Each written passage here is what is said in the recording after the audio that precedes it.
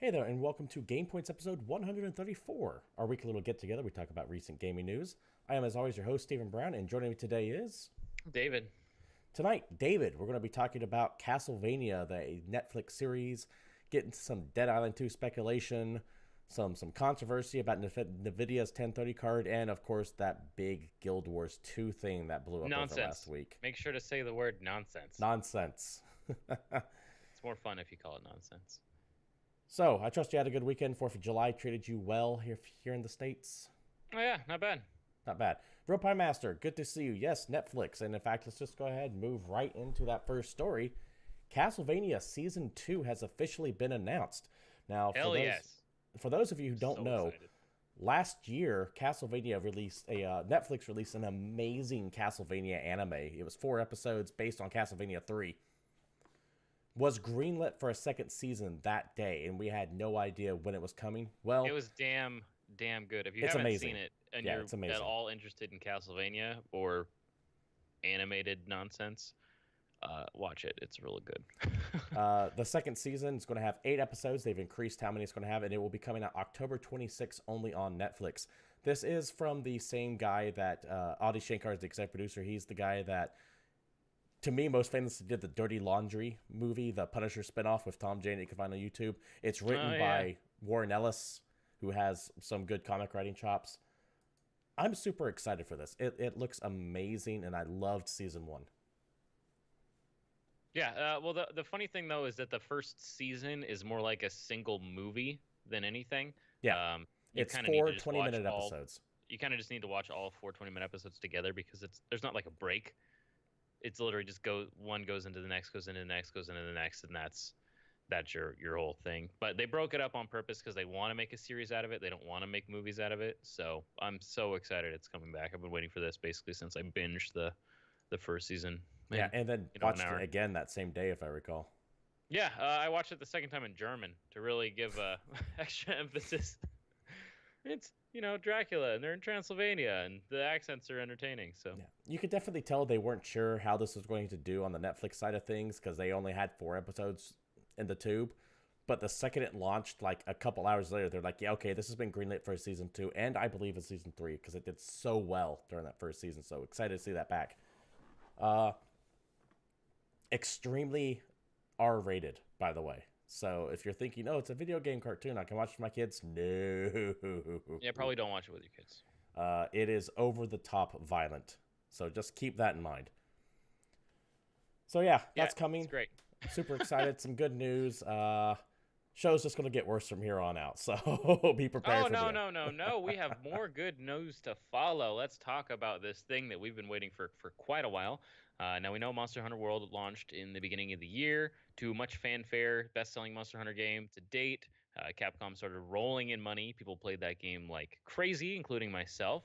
And the big question was, when do we get it on PC? When do we get it on PC? We've been waiting. Everyone was kind of speculating sometime in October, but in a reveal from this morning, it is coming to Steam August 9th. We finally saw the PC reveal trailer, and we learned a whole bunch more about it, including the fact that it will run in 4K at 60 FPS. You will have those options available. No word on an unlocked frame rate at this time, but you can at least get 60 FPS 4K, and I'm pretty good with that. Um, I'm really, really excited about finally playing this on PC because I know a whole bunch of people that didn't play it with me on console, and I'm gonna have to buy this darn game again because it's so flippin' good. If you have no idea what Monster Hunter is, it's a action adventure styled role playing game where you put on the mantle of a hunter in a small town who goes out into the wilderness and fights giant monsters coming to kill everybody. Sounds kind of cheesy, but the gameplay is so outstanding that I don't know. I've loved this series since I played the first one on PS2. It's got a really good game cycle. I mean, it's kill monsters, get loot, build armor, repeat. But like I said, the gameplay itself is so fun that it keeps you coming back. And you can come back on PC on It's August definitely one 9th. of those games that if you screw up, you are the one that messed up, and the game Yep. lets you know that you screwed up, so you want to work to get better at. I do remember being very angry when this game was released this year because everyone was comparing it to Dark Souls. Dark Souls is comparable to Monster Hunter. Let's get that shit straight. Yeah, Monster Hunter came out first. Although if you want to stretch way back when, you could say that Monster Hunter is based off of Kingsfield, which was essentially the Dark Souls precursor. Yeah, you can go that way. It's fine. I wouldn't. I will also admit that the only reason this Monster Hunter worked is because of Dark Souls. It can't owe its success to the fact that people are more open to these kinds of games where it's difficult, but not for the sake of being difficult, because you need to learn the mechanics and you need to memorize patterns and figure out what things are going to do before they hit you. To the point to where I think Monster Hunter World has become Capcom's fastest selling game and top selling game of all time, I believe. I know it's their fastest selling. I don't know if there's their top selling game yet. Who knows? I don't know how many times they've released Street Fighter 2. Now, on PlayStation 4 Pro, you can choose either 4K or 60 frames, but you can't get both, correct? Correct. PC will let you do both at the same time. Yep. Awesome. The only thing I've heard, though, that's a little bit of a downer on this is that it will be on Steam, and I believe they're using like the Arcuno or whatever. Basically, it's going to have some DRM shit on it. Yeah, so that it's new going to need to connect to this server. It's kind of the new version of Denuvo, where I mean, it's not related to Denuvo, but it's in the same controversy field. Which is kind of a bummer, because that means it's probably not going to be moddable like at all, and I'm really upset about that. Yeah, I get why they wouldn't though. I'm super hyped about the DRM in my Monster Hunter World, because back to the fact that DRM only really hurts paying consumers, because pirates gonna pirate, they don't give a fuck. Yep. I do not buy the excuse of, well, we would sell more if we had DRM in there. It's like, nah, the pirate just wouldn't buy the game to begin with. Yeah. Those, you can't count those as sales against. They're just not sales to begin with. Mm-hmm. But so anyway. August 9th. I'm going to keep this as a positive story, though, as much as I'm spinning it badly. Fair enough. Well, let's do some more positive stuff. Remember Dead Island 2? How that kind of just disappeared, no idea what was coming on? Well, I remember Dead Island. Yeah. We had some more information drop on that recently. Apparently, it's... Uh-oh. I've lost it. Where'd it go? You lost it? How about Jaeger Development? I'm looking for it. Here we go. I was bringing up the tweet for everyone to see. So, over the 4th of July, the Dead Island Twitter account announced a Dead Island Survivors, an iOS game. And people were kind of like, okay, cool, whatever, where's Dead Island 2? And they did officially confirm that it's still in development, and they will share more at this at a later stage. Now, for the uninitiated, Dead Island 2 was technically announced years ago with that little trailer of the dude running down what looked to be the California beachside as zombies just started eating everything. And we didn't hear anything else from that since. Yeah, I just remember Dead Island, and I remember the pseudo-sequel add-on. Yeah, Riptide. Mm-hmm. It's harder for me to remember because there's been like the free-to-play game, and there's been like a bunch of random Dead Island spin-offs. Yeah. There was like that cel-shaded one that I don't think did too good. Either way, everyone kind of just assumed Dead Island 2 no longer existed anymore. Well, it's gone through some rough patches. So, Dead Island 2 was originally being developed by Jaeger Development. These were the guys that did Spec Up the Line, an amazing game. They also do Dreadnought. That is that PlayStation 4 free-to-play game with the giant capital ships screwing each other up, and soon to come out on Steam. Development has switched from them until Sumo Digital. Now, I think this is important because my guess is this might be why we haven't heard anything from Dead Island 3 in a while. Sumo Digital is also working on Crackdown 3. Another game that has had a very troubled development cycle, and I get the feeling Microsoft is cracking the whip on Sumo Digital saying, you will get Crackdown 3 out the goddamn door as fast as you can. So they can't even put resources on Dead Island 2 right now. That is just my guess. Stuck. By no means do I know that for sure. World Pie Master in chat says it looks like a new Dead Rising. Yeah, I can see that. Well, I mean, it's more comparable like Dying Light. It's funny that Dying Light showed up after, and it's kind of like the better Dead Island since they took a break for so long. But I'm still excited to see a second one because I played a ton of Dead Island, mostly because it had 4-player co-op zombie survival. Yeah, with, Dead Island, weapon crafting, and it didn't have free running or any of that other crazy stuff. But it's fun. It's dumb fun.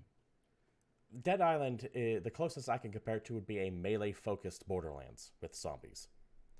Yeah. As far as this gameplay goes. And it wasn't what I would call a great game, but much like the first Assassin's Creed, it had the building blocks of something special there. So I'm excited to see what they're going to do with it in the second one, to see if they can overcome those hurdles or not. We just don't know when it's coming out. Yeah, if they nail the formula, that could be a really, really great game. No idea when it's coming, by the way. They're pulling the CD Projekt Red. It'll be done when it's done. Mm-hmm. But this is the first we've heard about this game existing in a long time. Besides, hey, here's an iOS game coming, or hey, do you remember that photo we took back then?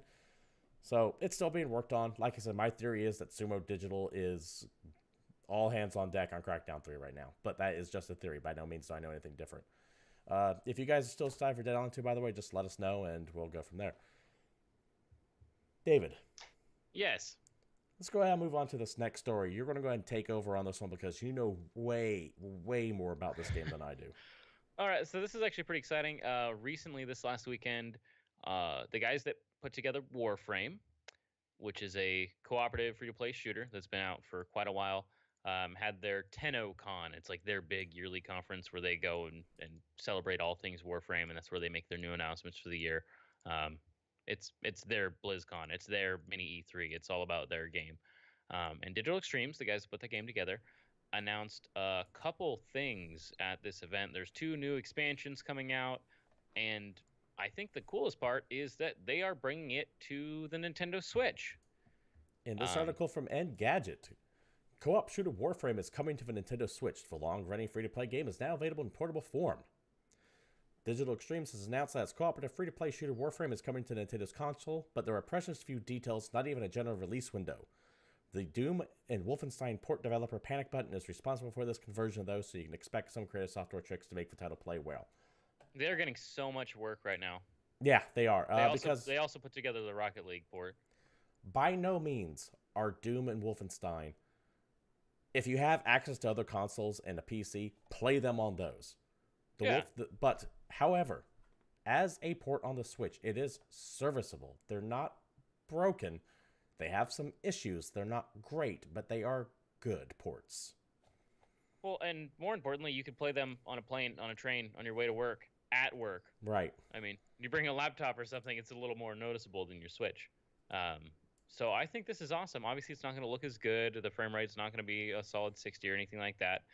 But Warframe is damn fun. And it's older, too, so I'd imagine it would actually run better on the Switch than Doom or Wolfenstein than it did at launch back in the day. Yeah. But yeah, it's a game that came out to like little fanfare. It wasn't the best thing in the world, but Digital Extremes never gave up on it. They kept releasing content. They kept their fans happy. And slowly but surely, like it had this perfect slow burn where it became this big game and tons of people play it. I think it sits somewhere in the top 5 of most played games on Steam at any given day. And yeah, it's just dumb fun, basically. Yeah, it's got a cool like gameplay loot. You know, you shoot enemies and you get loot, and then you upgrade weapons and you build new frames, which is like your character class more or less. But then they have all this other new stuff. There's a jetpack thing that came out. They released a whole open world. One of the announcements was another open world, and the other cool thing from this last weekend is they announced an expansion called Railjack, which lets you and 3 friends hop aboard a battleship and start flying around space, blowing up bad guys. Now, this is kind of like a first-person FTL from what you were describing to me as, right? Yeah, so it's really interesting because your friends get different jobs on the ship. So like you could be the pilot, but then you have a friend who's manning the guns. You have another friend who's like in engineering, keeping the place running. You have another guy who's manning the shields or whatever. I don't know exactly what everybody does. But yeah, it's got full-on like PvE space combat. And it looks pretty damn cool. They almost scrapped the whole thing, and then they buckled down, and they decided they really, really wanted it. So there you go. We get that. And I have hundreds and hundreds of hours in this game, so I'll probably get dragged back in. This game always reminds me of a free-to-play Destiny. Yeah. Yeah. Well, what's funny is anytime everybody told me to play Destiny when the first Destiny came out, I said I didn't need it because I had Warframe, and I had time in Warframe, so I didn't really need to make the switch. And even now, it's a free-to-play game that doesn't bother me with its monetization. It does have some stuff that's a little annoying, like when you build a new frame, you have to wait real time for it to build, and obviously you can pay money to get that to go faster. But the gameplay itself is fun enough that it's not that big a deal to me. I mean, I played Eve for a long time. I'm not that like stranged if I have to wait for like a new skill or ability to happen. Like, I'll live. You just go away and play something else in the meantime. Man, Eve Online is one of those games I would love to actually enjoy. It's too late. There's no reason. Just read things on the internet, and you'll have way more fun. Yeah, that's the it exactly. The gameplay itself is actually incredibly dull. The game is all about narrative, Yes, and you can actually get a lot of enjoyment just reading the shit that people do in that game. it's one of those games where I wish I could be a part of its world to a degree, but I don't want to put any time into it. And If I was if you still want to in it, actually if I'd affect never anything, quit, I would be outrageously strong at this point. It's kind of a bummer yeah. sometimes. I think about that. Sell your account, get like 13 grand, like some of those stories are. Yeah, man, bummer. So how is the grind in Warframe, by the way? I'm kind of asking as an aside now. Can you get everything pretty quickly, or do you have to really sink some time into it? Because I've played it like once, way back when it first came out, and that was it. It depends on what you want. Some of the stuff can be a little grindy, but it's mostly going to be you farming missions, so more MMO style. Like you got to keep killing that one boss over and over, so you can get certain parts to drop if you're trying to build a frame. How's it handle its loot system? Is everyone guaranteed to drop, or do you have to roll for it, or? People just get the items basically. I think that they need. I'm trying to remember if it's really rare if people vote. Honestly, it's been a while since I played, and I don't know if they've changed the loot system, so I don't want to say something and be wrong. Okay. Because I haven't played the game in probably a year and a half. I'm always worried because I remember never having an issue getting the stuff I wanted. Okay. Like I just had to make sure I was in the right missions, and it would come to me. Okay. Because I'm always worried when it's an older game like this, because this game's been out for a while now, that they still have maintained some of the older like loot reward systems that I just never could stand. So I don't want to sink a bunch of time into something and then just go, I cannot handle the way they handle X and just tune out. So I need to hit you up some more information on Warframe because man, the stuff I heard at this convention really makes me want to play, and it's free to play. So yeah, it's totally free. We can start a whole GamePoints crew. We'll invite people and we'll all play together. It'll be great. Sounds amazing. David, I know you just led that last topic, but you're going to have to lead this next one too, because I'm saving my energy and outrage for the one afterwards. Oh yeah, and this is totally up your alley. He's got a big story that you all get to enjoy / suffer through. So first, you have to suffer through me. This is an article I read via Forbes today, and short story, fuck NVIDIA, right? They make graphics cards. You're probably aware of them, and they did something. I like really their product. I have one of their shady. NVIDIA cards in my system. Yeah, I mean, I've had NVIDIA cards for a long time, but unfortunately, NVIDIA's GeForce GT 1030 is fucked up. They had a whole big thing a while back where they were trying to be transparent and not do any more shady bullshit. And the GeForce GT 1030 graphics card came out over a year ago. So, you know, the reviews are out there. Everyone knows. And it's a perfectly serviceable, like, budget card. It's, like, less than $100, and it can run, like, most modern games at, like, lower settings at, you know, 60 FPS without issues. And it can even run some decently demanding games. Like you can play Battlefield 1 low quality 1080p at 60 FPS. You can play Far Cry 5 720 at, you know, 50-ish FPS. You can play Fortnite 1080p and you'll be fine. Essentially, you know, it was a card that you can get games to run competently at on their medium to low settings. Right? Yeah. And at some point, they pulled a weird bait and switch. They're now selling a new version of the GeForce GT 1030 that you won't even notice unless you're paying a lot of attention on the buy page, that instead of having the DDR5 memory that the original card has, it has DDR4. Now, I know I'm going to get weird and technical. I'm going to try and keep this from being super nerdy, but... Let me read from the article itself, and then you can fill in the gaps here. All right, let's go there.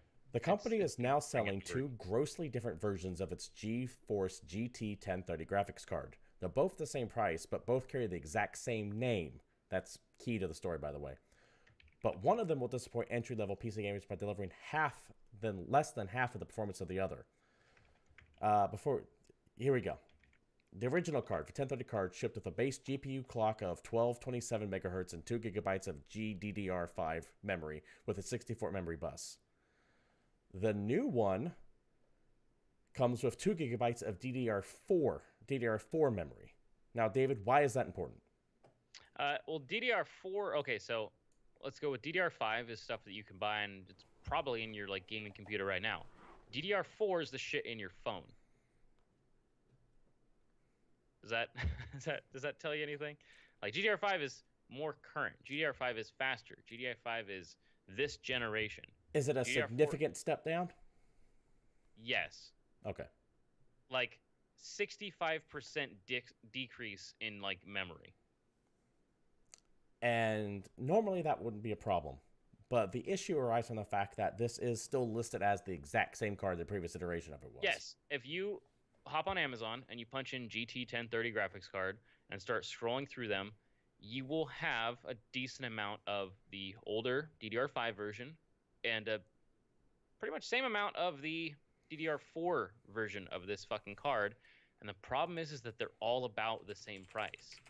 And if you just go off reviews and you know that 1030 is a decent card and it's under $100, then you can get really, really angry like I did just hearing about this. The 1030 with DDR5 runs games 118% faster than the new 1030. I almost want to call it the older one. Once again, isn't a problem. You can have varying different memory cards. The problem is It's card is still name. called They the should have GT called it a 1030. 1020. They should have called it a 1010. They should have called it a 10003. Fuck this shit. This is ridiculous. Is there any way that we can like, take a look at the boxes and see if there's a difference on there, or are they kind of using the same scheme? The boxes are really similar. You have to pay attention to the spec lines on the actual card itself, and make sure that if you're in the market for a 1030, just please pay attention and make sure it has the DDR5 memory. It should be somewhere in the actual specs. So like if you click on it, don't just buy the first one you see. Actually scroll into the specs and look for that DDR5. Or if it's in the main line, then cool, there you go. But it's really easy to find these flipping DDR4 cards, and it's just so aggravating to me. I can't believe they bothered to do this. Like I'm on Amazon right now. If you just punch GT 1030 in your results, the first one you're gonna get is the Zotac GeForce. That's a DDR5 card. The next one you get, the Gigabyte GT 1030 D4, is a DDR4 card. One's 89, the other one's 86. I would also suggest if you happen to buy the exact card you're looking for at Amazon, just double check the package when it comes in to make sure that the people who packed it knew the difference as well. Because from what I'm seeing, you can't, unless you know what you're doing, you're not going to be able to really tell at first glance which one you're getting because they're just named the same thing. So it's that situation when you send your mom out to buy like the hottest new golfing game or the hottest new video game out there, thinking she's going to pick you up like Bone Storm, and she comes back with Lee Trevino's putting challenge. Sick reference, bro. So just make sure that, like caveat emptor on this one, buyer beware. Make absolutely 100% certain you know what you're getting if you're getting the 1030. It's a really shitty move, and we should be calling them out for this kind of bullshit. Yeah, it's completely ridiculous because I know they're saving money. That's all it's doing. Yeah. DDR4 is absolutely cheaper, but they're releasing this card at the same price with the same damn name, and it's insulting. I will remind everybody that AMD exists, and that basically all of their budget cards are better than this shit version of the 1030. Also, I still say that they're winning this generation because please remember that the AMD card is powering everybody's PlayStations and Xboxes. Because they're both using AMD, not unfortunately, I just don't know enough about hardware to really weigh in on that conversation one another. I know that's just why enough. I'm here for you, man. I'm here to tell the masses. I know Pay just enough attention to the keep shady track, shit that keep NVIDIA up. is doing to their customers because it is a tragedy. That is some bullshit. All right.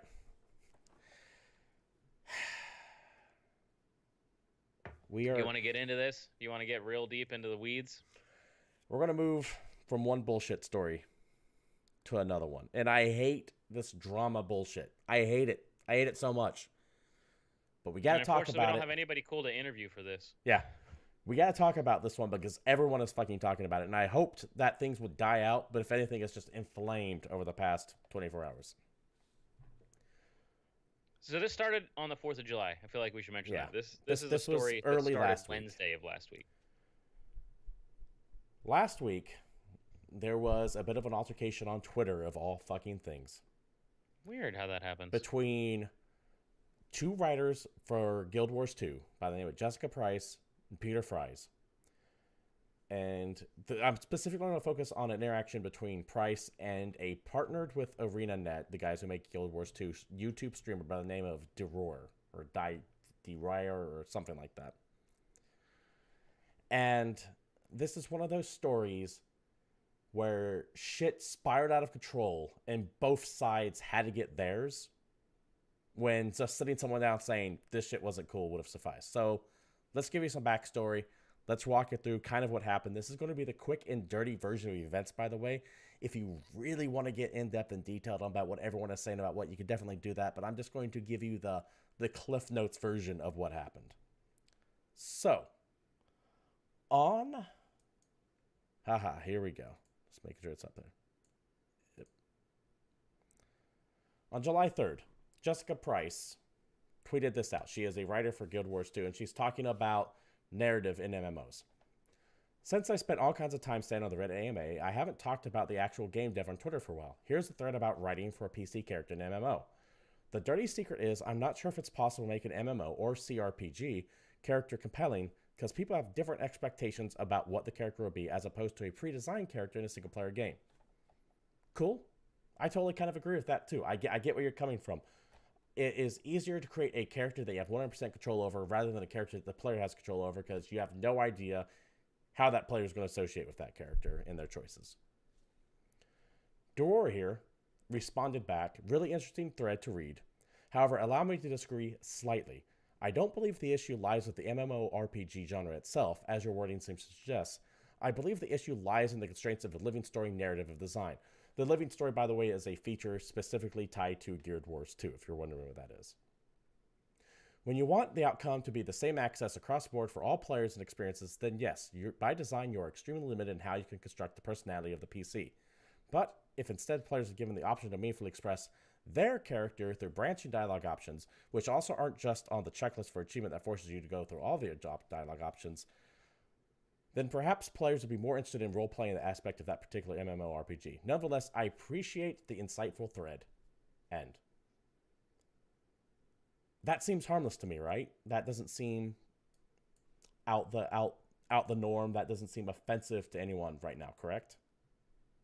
I mean, it's a guy responding to well, it wasn't a question. It's a dude kind of interjecting into a conversation with his own personal thoughts. But it's Twitter. That's what Twitter's fucking for. Yeah, Twitter is a public forum, and she is putting this out there. Twitter's a place where people go to say stuff that could be rhetorical, could not be rhetorical, and then people comment on it. That's kind of how Twitter works.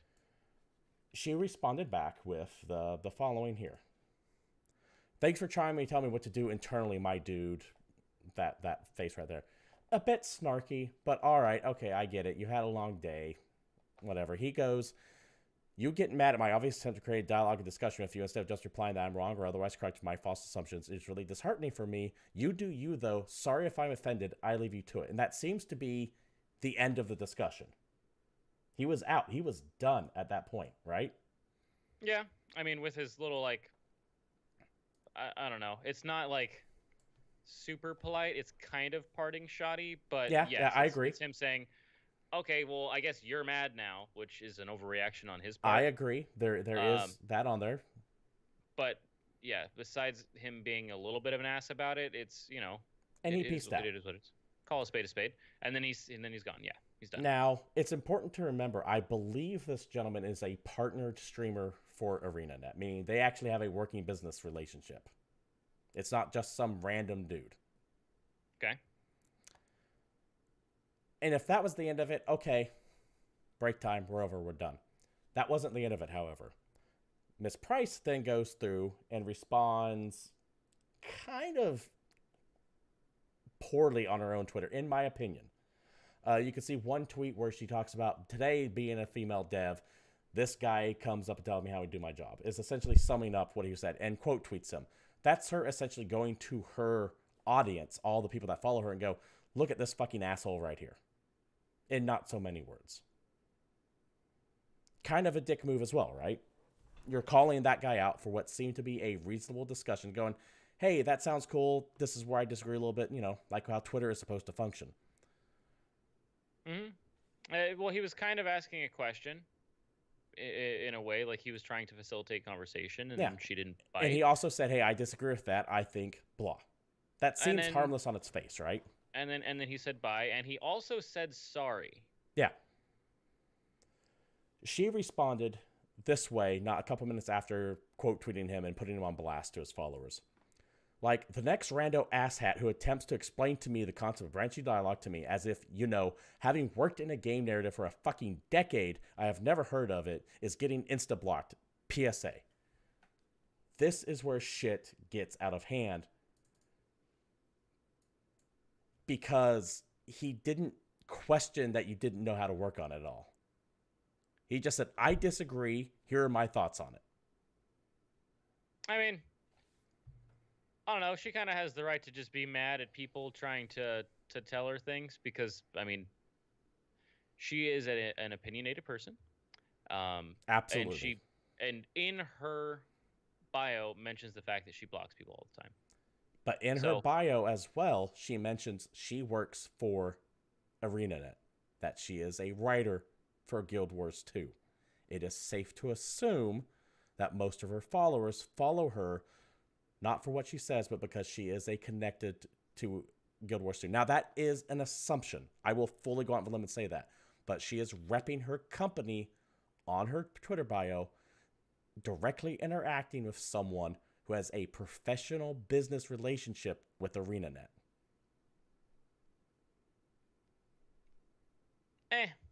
It's Twitter.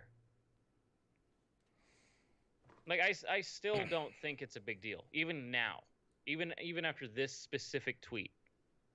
Even after complaining about someone explaining a branching narrative to someone who writes games for a living, because we don't know how many times she's had this conversation. Yes, and I will fully admit that. To her. And people could send it to her a long time. But keep in mind, during her responses, which I'm not going to bring up here because I could just go through days for that, she more or less insinuates he's doing it because he's a man and he's a sexist and a misogynist. That accusation, I don't agree with, really. That accusation can ruin fucking people's lives in today's society. Because all it takes is one person to call you a misogynist without any evidence, and then it goes snowballs all to hell. Now, yes, I have gone through Jessica Bryce's tweets. I don't want to sound like I'm a stalker, but she gets a lot of bullshit. Like, a ton of bullshit. Yeah. But I mean, equally, she's a woman who works in games, so she's going to get an unreasonable amount of bullshit. I agree. Because people that play games and people on the internet are fucking assholes. Yes. By and large. And that is uncalled for. Don't fucking harass people on the internet. I can't believe we have to keep saying this over and over and over again. Seriously, we should have like a yearly special where we say stop fucking harassing people on the internet. Like, I don't understand why we have to explain this. That said, when you're talking to people on the internet, it is not one conglomerate of people. You're talking to individuals. So you can't go after one poor son of a bitch who doesn't not see your Twitter thread on the other end and start targeting him and going, you're a fucking misogynist. You're a sexist. How dare you mansplain to me? It's like, I just commented on a game I liked. Why are you coming after me? So it's like when someone cuts you off when you're driving, and that fucking sucks. So you go to the poor son of a bitch at Burger King and take it out on him. It's uncalled for, and it adds an extra layer of unprofessionalism when that man is a partnered streamer with ArenaNet. He is someone that you're supposed to be working with. When did she explicitly call him a sexist? Deeper into the tweet, she talks about mansplaining. The first quote tweet, she comes out and says, I need to see if I can bring this up again. I have a bunch of archive leaks down in here, but none of them. Okay, I haven't gone through the entire Twitter thread, so I'm not paying that deep of attention. I'm just looking at the surface here. She very much makes the insinuation that the only reason why he's commenting on her to begin with is because she's a woman. The insinuation is made very clearly, which brings up Peter Fries. I don't necessarily agree with that, but even if that was the case, just ignore the fucking guy. Yeah, that's my stance on it. It sucks, ignore him, because you are repping ArenaNet whether you like it or not. Enter Peter Fries, a co-worker. He comes in, tries to defend her actions. He also makes the suggestion that streamer is sexist, or at the very least harbors some misogyny in him. And he states that these are private social media accounts. No, they're not. This is where I have to bring up the sad fact that anything you do People can't online, separate it in their brain, well, anything you do even online, even though they're tweeting at their own like first and last name and not like at Guild Wars or at ArenaNet means they can't talk about stuff. none of it is private. Anything you do online is Oh, it's not not private for sure. private. I am sorry. That sucks, but that is the world we live in. Additionally, you don't have a leg to stand on when you say they're your private social media accounts, but there's a feature to make your Twitter set to private. They're not private, man. I'm sorry. And the reason why that's important for me to hammer home is because that is going to help determine where I come down on this side. What you are saying on your Twitter account, even if it's your own personal Twitter account for my life and my life only, it's not private, man. I'm sorry. Especially when you put in your bio that you work for ArenaNet, that you're a writer for Guild Wars 2, or that you're a video game writer, and you go, I'm sharing insights into my job on my Twitter account, and you have fans of that game who follow you on your Twitter account just so they can see those interactions. You're not private, man. I'm sorry. It sucks. I hate it. I hate that we can't have a little part of the internet, social media, to call our own. But even shit you put on Facebook, if you lock it down to friends only and don't invite anyone else on there, it's not private, man. I'm sorry. It's not. He steps in. He tries to defend Price. He leans towards some of the accusations that she was making as well, that, hey, the only reason why he made this is probably because she's a woman. He definitely insinuates that in the tweets. Look them up on your own, because like I said, I can pull page. There'll be links down at the bottom for you guys to take a look at if you want. Enter the internet assholes. Oh, these guys. Now, I hate these guys. In Price's defense, being a woman in game development fucking sucks. Because you do have assholes who will target you and come after you nonstop because you are a woman in game development. Yep. Additionally, Price is a very outspoken, in my opinion, very left-leaning, very champion to those causes woman on the internet, which makes her even more of a lightning rod. And she is not kind about it. Going back into the tweets, you can see where she, like, for example, celebrated the death of Total Biscuit, which is fucked up, to say the least. But what starts happening is you have this movement of jackasses online who aren't looking to be right, but looking to collect scalps, and they are hunting for anything they can do to bring down someone they don't like. And I think Price has a massive fucking issue. She has, in my opinion, a giant persecution complex if you look through a lot of her tweets, because she sees horrible things everywhere. But it's understandable when you're getting bombarded by an admittedly small amount of people. Let's say 0.0001% of people are saying horrible shit to you. But when there are millions of people on the internet, that's still 1,000 people a day sending you horrible shit. That's a lot of people. Shit floats, bro. Yeah. And it starts to kind of cloud your vision, and you start like lashing out at everything that you perceive as slight, which is, I think, what happened here. She gets bombarded by horrible shit all the time. People are just terrible. And when she has some dude come up who, in my opinion, just innocently asks, hey, that's cool. I respect that. This is what I think might be a little bit different. She snaps back. She sees a target. I get the mentality of it. That does not justify the behavior of it. Do you see what I'm getting at? Are we on the same page here? I understand what you're saying. I mean, it could be the straw that broke the camel's back. Yeah. Maybe she reacted based on like previous experiences and not on that current experience. Maybe she honestly believes that the way he came about that was from a poor position where he was actually trying to undermine her in some way. But the way he wrote his original tweet was like so fucking polite sounding to me. But I am a white male on the internet, and I don't have the necessary like closeness to some of this stuff to see necessarily what other people can see in the same situation. See, I look at it slightly different though, because we I'm all like go through our own potentially personal too bullshit. stupid to see some of the bad shit that people see on the internet because I don't consider it. I don't think about it because it doesn't, as fucked up as it is to say it, it doesn't affect me directly. So I just don't think about it. I mean, I try to be mindful of shit. I try not to be an asshole on the internet all the time. And I hope I do a pretty good job about it. But yeah, there's some stuff just goes over my head.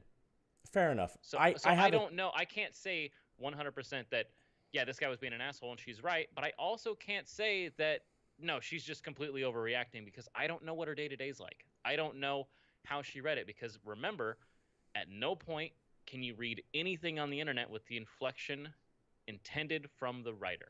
Yes, because much like the point she put your own spin on it. Much like she was saying at the beginning of her tweet, we are all going to read things in our own tone. That's why it's so hard to write MMO characters.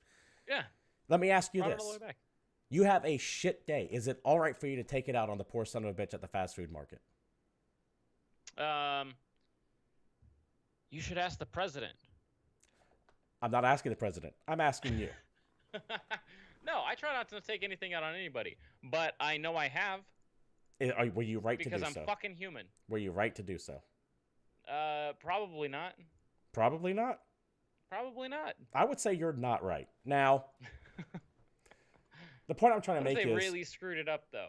Yeah, the point I'm trying to make is, yes, we are all human. We all have fucking moments of, oh shit, I've had it, I'm going to snap at the first thing that comes across. We have to fight really fucking hard to keep that shit in check, though. And you have to be doubly sure to keep that shit in check when you're repping your company on your Twitter page. Because imagine the situation reversed now. You go into a GameStop to buy a game, and the employee there has a total shit day, and they just tear into you. I once went to your store. Fair enough. You see the point I'm trying to make here, though, right? Okay. I will allow it. Okay. So back to the internet assholes. They start. Okay, so then a bunch of dicks showed up on the internet, and then they start brigading her. Horrible shit gets sent everywhere. We're talking tweets from like 2, 3, 5 years ago. And yeah, I think that she has a massive grudge against certain aspects of society that you could see this shit from orbit. But none of that is here or there. But they're still drinking that up to use that as ammo against her and trying to go, hey, internet, arena, you want someone like this working for you? And the Guild Wars 2 forums are alight with all kinds of bullshit. Demanding for her to be fired, you shouldn't work with someone like this, etc. And then, on July 5th, ArenaNet announces that they have fired both Price and Fries with the following quote. Recently, 2 of our employees failed to uphold our standards of communicating with the players. Their attacks on the community were unacceptable. As a result, they are no longer with the company. I want to be clear that all the statements they made do not reflect the views of ArenaNet at all. As a company, we will always strive to have a collaborative relationship with the Guild Wars community. We value your input, and we make this game for you.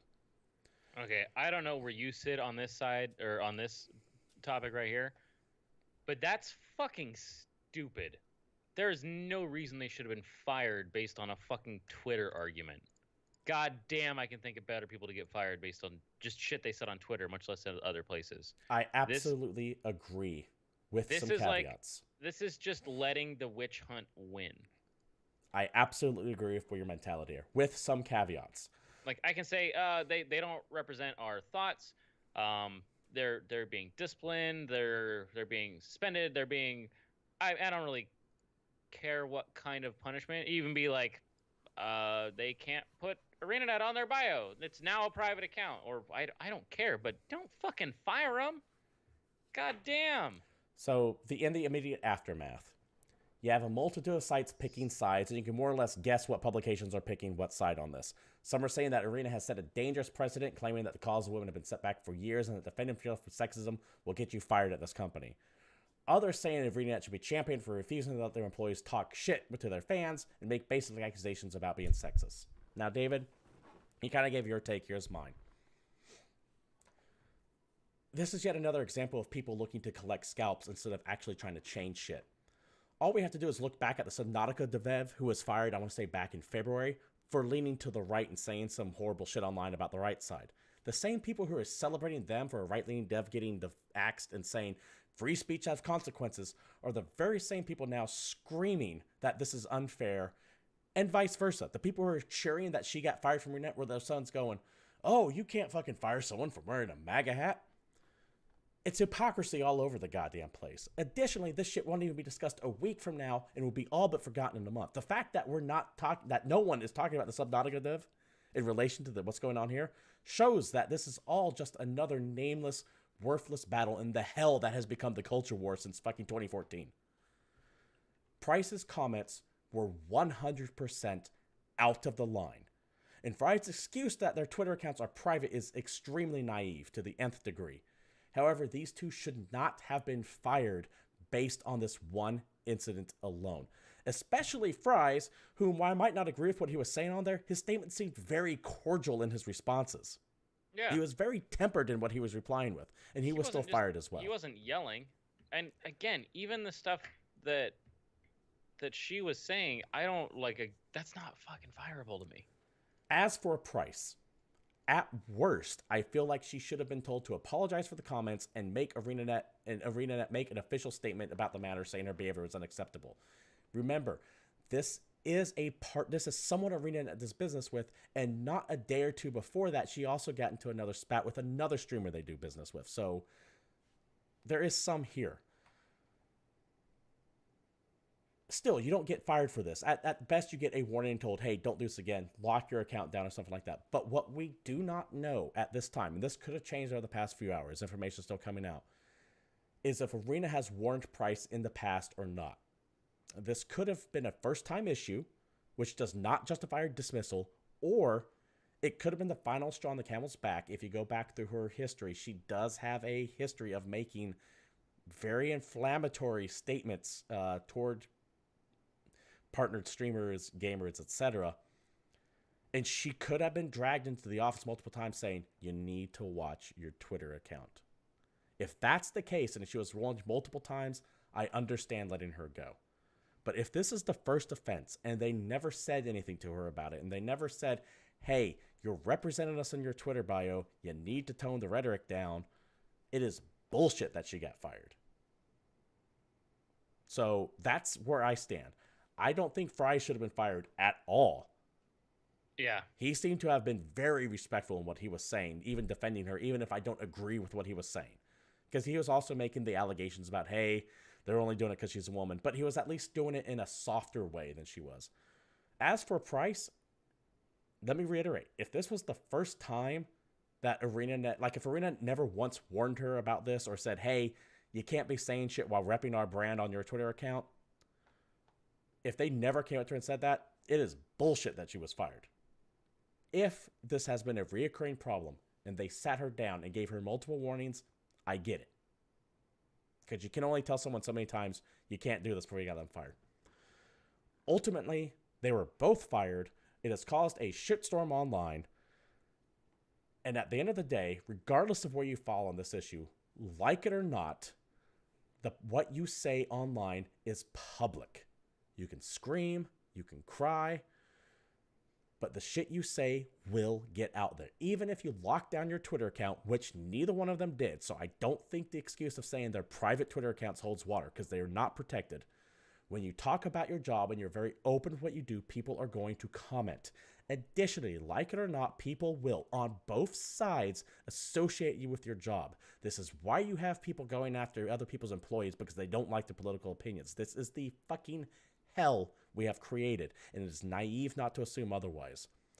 It sucks to have to be nonstop on 24/7, but this is the life we live now. To think otherwise is denying reality. I am sorry that Price got fired. I am sorry that Fries got fired. I think it is fucked up. Agreed. But to say that Price specifically is completely innocent of what happened here is not accurate. Man, this whole fucking thing is just bullshit. This should have just ended. Should have just been over. Yeah, it like I said, it should have ended with the company coming out and going, hey, we apologize. This shouldn't have happened. We are discussing with our employees what our social media policy is. Recently, it's come to our attention that some of our employees said some things online that proved to be unpopular, and we're having a discussion with them. Like, I don't fucking know. God damn, if you say anything that enough people disagree with on the internet, you just get fucking strung up, and it's so I ridiculous. hate this I'm need to destroy legitimately people. waiting for the day that we have to close down our channel because I say some fucking thing on the internet. You're and worried then I about have you to, being like, the person that fucks that up? Yeah. I'm gonna be. I think we both know I'm gonna be the one that says like some Holocaust joke or something one day that gets taken too far. See, you always have to remember that we're on opposite sides of the aisle, and you talk more than I do. So I have a feeling that at some point our viewership will skew, and I will go the other way, and then that will make our viewership angry. Fair enough. Fair enough. Stop God. trying to fucking put notches in your billy club, and just calm the stop fuck being down. a dick on the internet. Just stop it. Just stop being a dick on the internet. It sucks. Fucking A. It might Grow suck up. that you're fucking harassed I'm taking everybody all back day. to kindergarten. All right, we going back. That shit Stop sucks. pushing other kids over. I Stop stealing people's lunches. Stop shitting on the swing set right before everybody else gets to play. Like, just stop being an asshole. It sucks if you have to deal with this shit every day. That does not give you the right to go after someone who seemed innocently enough to just be asking a question. I get that you probably get asked that question all the times. That fucking sucks. Conversely, just because she is a woman does not mean that she is not fucking qualified to write a story. I get, yes, political correctness happens. Yes, I firmly believe that there are some people in positions they did not earn because they wanted to meet a quota. But that does not mean that is the Jessica Price here. That does not mean that this is the example here. And you know what? Even if it is, don't go harassing the person. If they really suck at their job, the game will go away on its own. The problem will handle itself. The market will correct itself.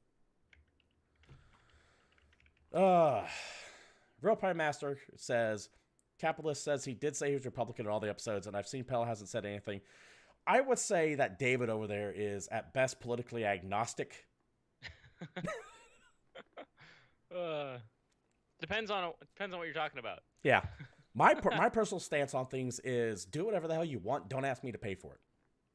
And that could kind of be crammed into almost anything that you could think of, with limited exceptions. I mean, I hate saying that like someone's Democrat or Republican because that shit is no one ever fully checks one of those boxes, right? I am right of center. David is probably left of center. I am probably more right of center than David is left of center, if you were to ask me. That's fair. I'm liberal adjacent. How's that? Does that work? Anyway, this has been fun and exciting and strangely political. So, David, I don't see an end to any of this in sight. I think this culture war is going to go on for years and years and years, and I think we're just going to get things worse and just collect scalps left and right. But since the end of the culture war is so far away, and we're not going to see that anytime soon, if I want to be entertained this week, what could we play? Dude, okay, so we've been complaining about like the dryness of the weekly releases basically since E3, and this week isn't that. Now, bear in mind, I grabbed way too many fucking games for this week. I tend to only grab big titles, and I just grabbed everything because we're going to talk about it because it's been slow, and I want to talk about video games. And there's a whole bunch of shit to go out, so I'm going to jump through some of these really quick. Oh, real quick, I got to do the promotional thing. Tell us what you think about this whole price situation down in the comments below if you have an opinion on it one way or another. And if they're thought out and reasoned, I might read them at the beginning of next show. Oh, dude, and Pie Master, I will absolutely mention the new hamster hero in Overwatch because it's fucking absurd. If you haven't paid any attention to it, those Blizzard kids announced that the next hero is going to be a hamster in a hamster ball. So, you know, you have Winston, who's a really smart giant monkey gorilla dude. And you also have this tiny little hamster that built a robot that shoots people. And, yeah, that's a thing that's happening. We would have mentioned it last Monday, but we had a last-minute surprise guest of Brad Wardell. And that kind of killed any other news we were talking about. What was that? I don't even remember what week that was. Anyway, let's go through some new releases. Let's get it done. I don't even know if that was last Monday anymore. So I'm going to start out for PS4, Switch, and Xbox One. We have 20XX coming out. 20XX, if you're not paying any attention, is the year that Mega Man X takes place. And holy effing Mega Man X clone, Batman. This is really here just to fill the void until the X Collection comes out later. It's got like solid platforming. It looks every bit like a Mega Man X game. It's got the dash. It's got the charge shot. It's got wall jumps, but all the stages are randomly generated, and permadeath is a thing. Yeah, this So game looks amazing. I've seen it being kicked it's like a around for a long time. roguelike Mega Man game. In fact, I think it's been on early access since like 2014. It's been on PC for a while, and it's reviewed pretty well. But now we get on PC, PS4, or we get on PS4, Switch, and Xbox. Yeah, it's been on PC as of last year. And I can just keep saying I love all these platform-style games going to Switch because it's such a great spot for them. I'm really excited about it. Also coming out this week on PC, PS4, Xbox One, and Switch, we have Shining Resonance Refrain, which is basically just the Japanese game Shining Resonance, finally getting released in America. It's a super happy, fun time, very generic, very anime-styled JRPG that is trope and cliche happy. You can date your party members, and you know everybody's backstory as soon as you see them. You can probably figure it out. It's got your base RPG character archetypes. But it's finally out in America, and I know a bunch of people are probably going to be really excited about this. I'm just not that guy, so there you go.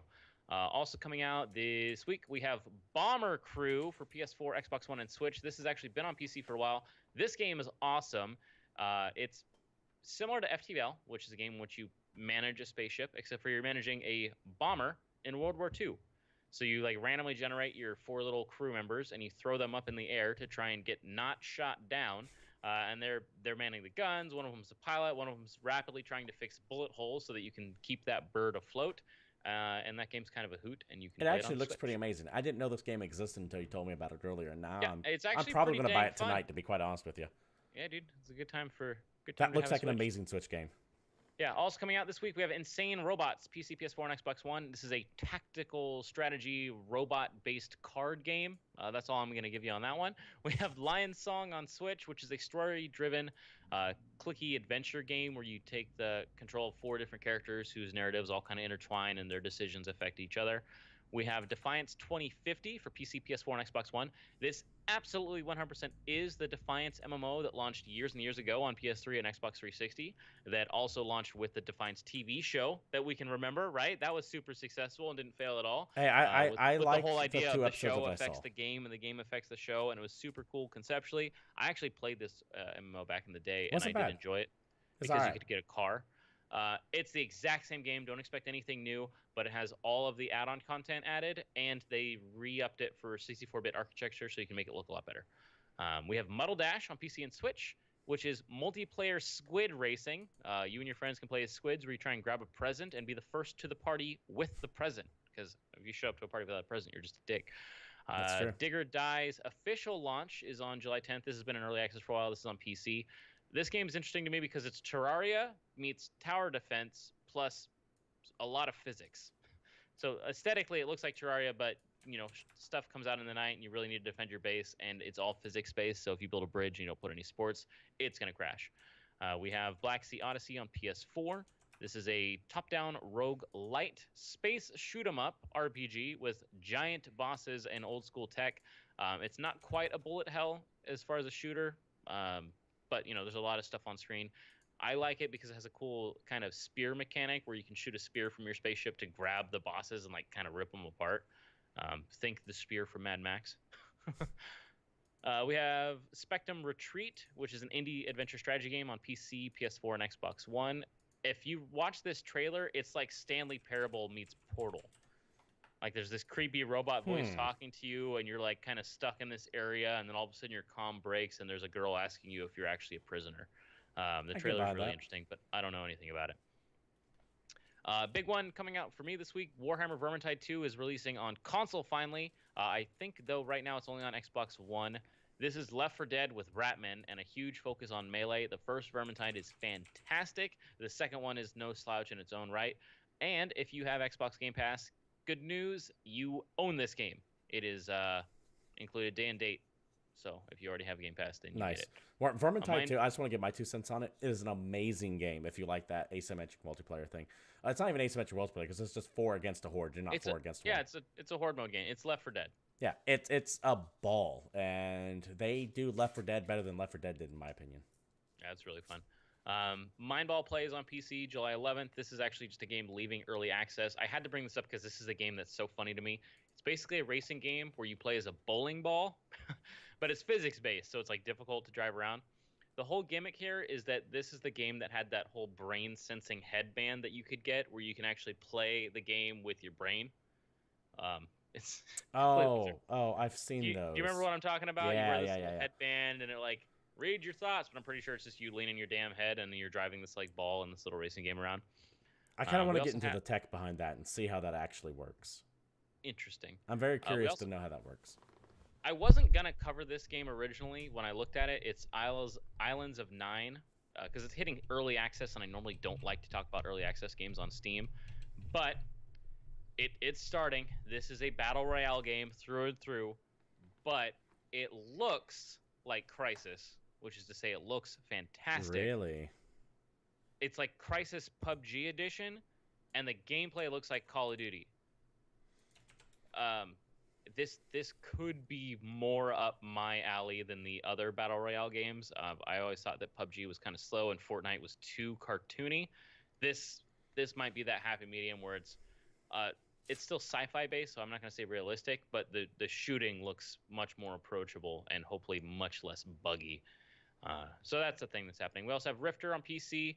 This is probably something I'm going to play like later as soon as it comes out. It's it's an acrobatic platformer drenched in neon and infused with a pumping 80s synthwave soundtrack, which are all things that I love. You take a small character, you run really fast on a quest to discover the secrets of a shattered world, and, it's got that sweet 80s styled techno-y soundtrack. That reminds me, and goddamn it, I can't remember what it's called, but it's a game I saw during GDC, during their indie mix thing, and it is essentially an 80s neon splashed version of Contra Hardcore. I'll play that. And goddamn it, I can't remember what it's called. I think Devolver might have been making it. I'm going to look this up while you're reading the next stuff. I'll keep going. We got a few more to get through, so bear with me, everybody. We have Seeking Dawn on Rift and Vive. So this is a VR adventure survival game. If this game looks at all as good with a headset on as it does on the trailers and on my monitor, this is something to look at. It looks like a proper video game. I know that's weird, but that's always been my kind of hesitation with the VR, is that it's always like on rails or teleporty, or I know there's issues with like people getting nauseous and all this other stuff, but the problem for me is the VR is not immersive enough when I can't actually like move around and play a video game just with a damn headset on. This looks like what I want. All right. I need to know more. It's just coming out tomorrow, so we'll see how it goes. That game, by the way, is called Blazing Chrome. Blazing Chrome. All right, let me add that to a cart somewhere. Also coming out this week, we have Ball Grabbers on PC. I was also going to cut this one, but it actually does look like sort of a game. It's a two-player versus game where you fight over a ball in the center of the arena and try to be the first one to throw it into your opponent's goal. It's kind of like Pong, but with more combat, as funny as that sounds. It actually looks dumb fun-ish. We have Earthfall for PC, PS4, and Xbox One, which is a 4-player co-op horde mode defense game. Now, if I recall, this shit defense. had massive showings at a bunch of events. This game actually looks rad. It's like part tower defense, part Dead Island. Like you get like weapon mods, and you all band together to fight off these crazy things that are trying to kill you and your friends in like a small town setting. Okay. So it's cool. The vibe actually reminds me of the Resistance games from PS3. Ooh, I do like those. But like a horde mode with you to play as your friends. I have to take a closer look at it. I Yep. like that name. It's a good name. Catchy name. Right, Earthfall. We also have Captain Toad Treasure Tracker, which is releasing on 3DS and Switch. This is a Wii U port to Switch, where you play as Captain Toad, who you may have met in Super Mario Odyssey, and you go on the hunt for treasure. It actually has a bunch of new levels that were inspired by Super Mario Odyssey, and you can actually play multiplayer with a pair of Joy-Cons. One player controls Toad, the other one can assist with things, like you can shoot the flames as a turnip and all this other stuff. So I know a lot of people. And they're making a 3DS version as well, which has like the 3D visuals and touchscreen controls. But yeah, Wii U I game know a gets lot of more life. people bitch about Wii ports on the Switch, but I, for one, love them because I didn't I touch Wii like U. most of you, did not buy a Wii U. And there's some good games on there. All these games are brand new to me. We can talk about Donkey Kong Country Tropical Freeze later. On my list to buy. I need to pick that up. And finally, I couldn't leave this one out. This is the first RPG, traditional styled RPG, I've legitimately been excited for in years and years and years. I can't even remember the last time I cared about one. Octopath Traveler. God, this It's game looks Switch beautiful. on Friday. This game looks so beautiful. Gorgeous. This game sounds gorgeous. If you have a Switch, you can play a 3-hour demo of it, which I did. You can also play Progress carries over, by the way. Important to mention. Yeah, you can play that 3-hour demo and then buy this game and then keep on playing right where you left off, which I'm pretty excited to do because I need to know what happens next. It's funny because I haven't played RPGs in a very, very long time, and the Switch is kind of the perfect fit for me. The last place I played RPGs was on my PSP back in the day, and then when it finally crapped out on me, I just didn't touch them because I don't have the time to sit on my couch and play that because I want to play something else or I want to play something co-op. But if I'm just out and about, this is perfect. Yeah. Fantastic. Super excited. The game looks gorgeous. I, too, am very excited for it. I played about an hour and a half of the demo. I love that art style. Yep. And I'm excited to get a hold of it. Also, one thing I forgot to mention at the very beginning of the show, because we are absolutely horrible at reviewing or talking about the games we're playing now. I said I was excited about it last week, and I will mention it again because I've been playing it that much. Pocket Rumble on Switch is fan-flippin-tastic. If you're at all into fighting games or if you're into the old Neo Geo games, it's a 2-button fighter with very, very simple controls. Like, you don't even do, like, the down to forward moves to throw a fireball. It's literally a diagonal and a button. Like, it's so easy. I've heard good things. All right. It's got scanlines. Get your retro on. But that's it. That game's old. These games are new. And I think that does it for this episode of David reads you the new releases off this sheet I wrote like 3 hours ago. Indeed. And that does it for this episode of GamePoints 134. As always, I know we've had some interesting topics to go over today, a lot of controversy. If you want to comment, please feel free to do so down below. I definitely want to know what you guys are thinking. Just try to keep it respectful. Don't hate on people. Don't fucking harass anyone that we talked about. The poor streamer is even getting some flack for even asking the question, which is fucked up, and I didn't even do that. I'm so mad about the fact that they are still getting shit on. Like, Price and Fries are still getting shit on now, even after getting fucking fired. It's like, what more do you fucking want? You got them fired. Congratulations. God damn, people suck. Anyways, let us know what you think down in the comments below. If you're watching us here live at Twitch TV/GamePoints, we do appreciate it. This is an audience interactive podcast.